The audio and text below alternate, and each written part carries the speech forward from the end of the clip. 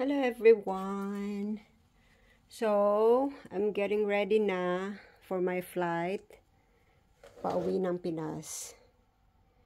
Just so you know, ang tagal ko na hindi nakauwi ng Pinas. Siguro mga almost 8 years na. And so, makakauwi din. Kasi as you know, galing akong Hong Kong. So, hindi ako nakauwi. Hanggang nakarating na lang ng Finland. So, ngayon, I got the chance to go home na kasi may vacation kami. So, eto na guys. As you can see, dalawa lang yung bag ko. O, diba? Parang papunta lang akong Helsinki. Actually, mas marami akong dala papuntang Helsinki kaysa ngayon. So, ipapakita ko sa inyo kung bakit eto lang yung dala ko. Tips ko lang din kung paano magdala ng konti pauwi ng Pinas. So, actually, syempre, uuwi tayo ng Pinas, marami tayong dala, di ba? This time, naisipan ko, why not magdala ako ng konti lang? Yung importante lang, since mag-i-stay kasi ako ng Helsinki for a couple of days, kaya may mga konting damit ako. Pero kung siguro hindi, wala siguro akong dadalhin damit ko. Kasi iniisip ko lang, why not, mga importante lang, yung for travel lang yung dadalhin ko. And sa Pinas na lang ako bibili. And then, syempre may damit ka na sa Pinas. Next time na uuwi ka, hindi ka na magbibit-bit ng maraming damit, di ba? And second, kaya naisipan ko yung ganitong setup. Kasi, practical, di ba? Kasi, magbibit-bit ka ng luggage. First of all, magbabayad ka ng luggage, di ba? Babayaran mo yan sa airplane. Kahit sabihin mo naman free kasi international, still meron pa ring bayad yan. Second, pipila ka pa dun sa luggage counter kasi i-check-in mo pa yung luggage. Like for example, yung sa akin, magli-layover ako tapos kailangan ko mag-transfer. So, bibit-bitin ko na naman yung luggage. So, masyado siyang abala, masyadong pabigat pag nagta-travel ka. Tapos, hindi ka makakalabas ng airport or kung saan man kung gusto mong gumala kasi may bit-bit ka nga, di ba? So, yan. And, also, pagbalik ko dito kasi snowy na yon. May mga snow na. So, ang nangyari kasi nung first time akong pumunta dito sa Finland, snowy siya. So, naglalagay sila ng mga gravel. Kaya ang nangyari, yung mga gulong ng luggage ko, i-upload ko yan sa susunod na mga videos pag may time kung anong ginawa ko sa luggage ko. Kasi ang nangyari doon is nagka-durog-durog yung gulong niya. Take note ha, yung isang luggage ko, ano pa yun, binili ko talaga sa Jacom, binili yun na branded, yung Samsonite talaga siya. Kasi dating luggage ko, mumurahin lang. So, nabasag siya sa airport. Nakakahiya naman kung i-report mo pa. Tapos, sagabal na masyado. Tapos, mura lang naman siya na luggage.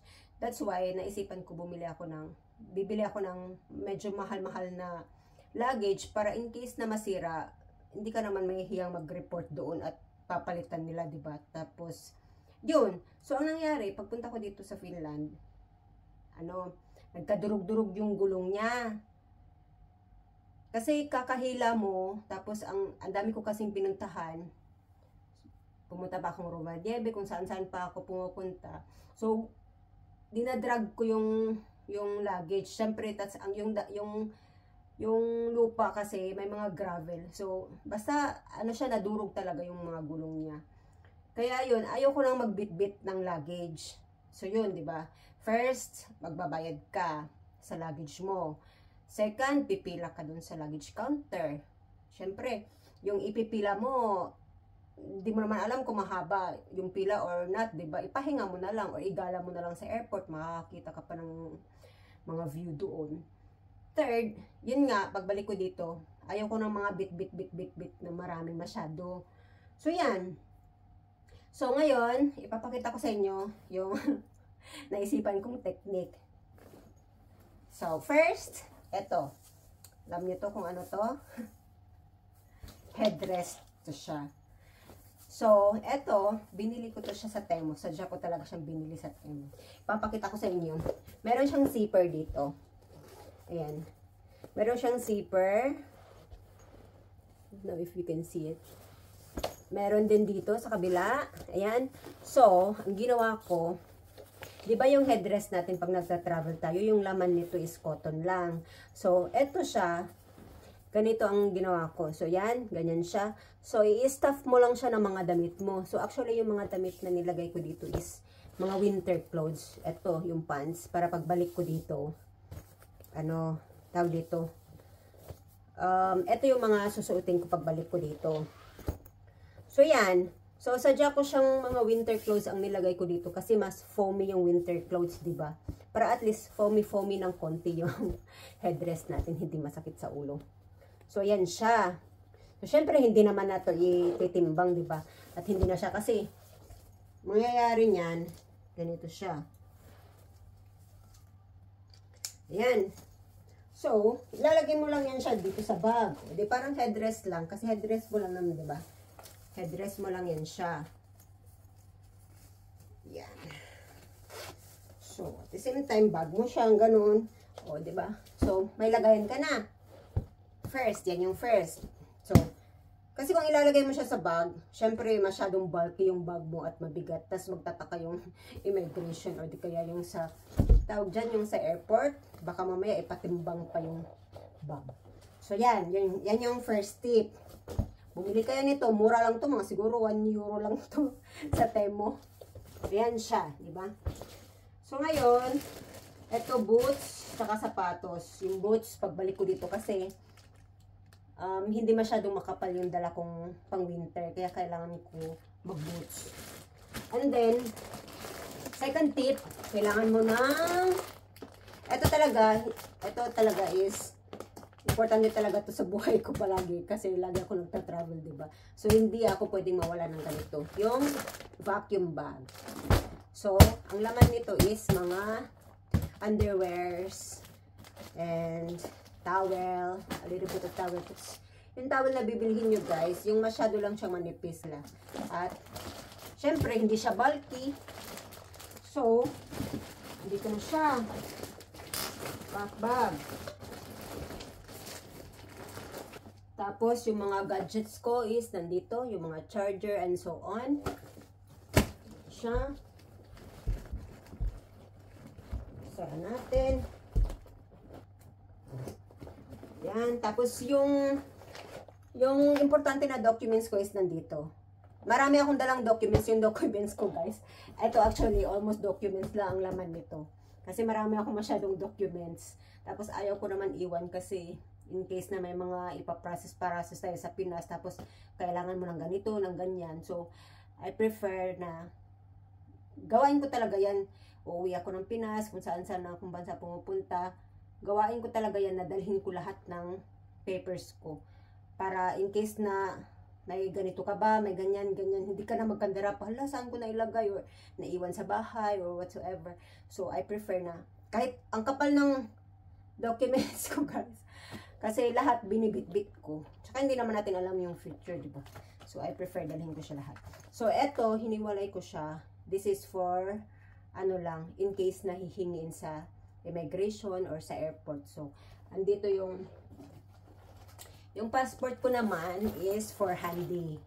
Andito yung passport ko para, andito lang siya sa front ko. Tapos, yung cellphone, wallet, syempre nandito. Lagi yan, nasa harapan mo. Tsaka yung passport. Kasi diba sa airport, passport naman talaga yung number 1 na hihingiin. Tapos pag may mga kailangan lang na iba, andito siya. So, yan. Lagay natin siya dito. Yan. So, next is yung documents ko, guys. Grabe. Actually, guys, yung laman nito is documents. Ayan, so papakita ko sa inyo. Kasi may pagka-hoarder ako. Ayoko kasi yung feeling na itapon mo, tapos di mo aasahan in the future, kailangan mo siya. Eh, paano na? Eh, tinapon mo na, diba? So, yung mga documents ko, guys, ang dami, yung iba tinatapon ko na yung mga 2014 pa, mga 10 years ago pa na mga documents. So, ganito kadami yung papers ko, guys. Ganito siya kabigat. Siguro mga 3 kilos na to. Ganyan. Ang iba dito hindi na mga importante. And most of this, mga sobrang luma na. Mga dekada na siya. Hindi ko lang tinatapon. Pero pag may mga panahon, nagtatapon din ako. I-check ako. Palagi to nandito sa akin kasi pag, halimbawa, yung ganyan, mahilig kasi ako matulog sa airport, yung mga layovers, ayoko nang mag-hotel-hotel pa. Kasi aside from hassle na masyado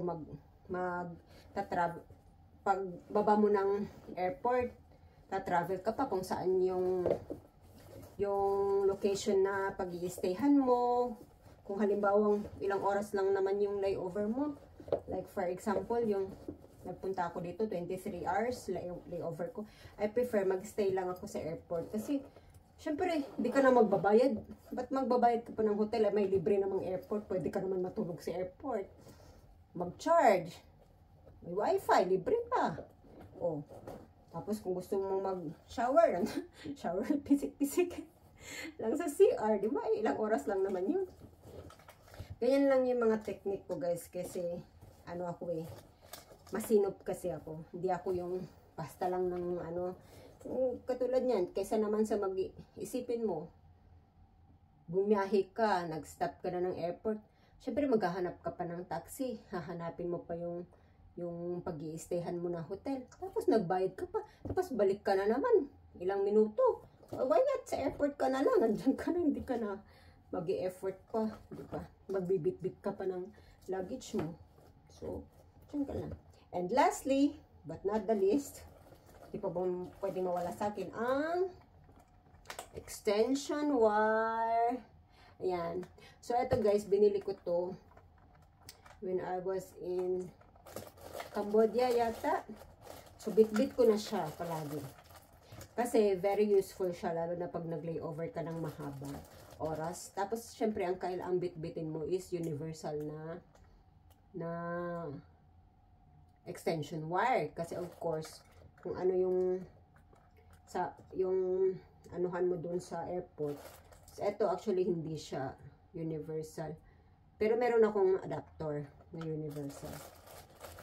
So, yan siya, guys. Ito, importante siya sa akin. Kasi, syempre, marami tayong gadgets. Alam mo naman. So, yung laptop, lalo na nung pagpunta ko dito, kasi, syempre, nag-aaral pa ako ng Finnish language. So, dala-dala ko yung laptop. So, minsan, kailangan mong mag-aral sa airport. So, kailangan mo ng maraming saksakan.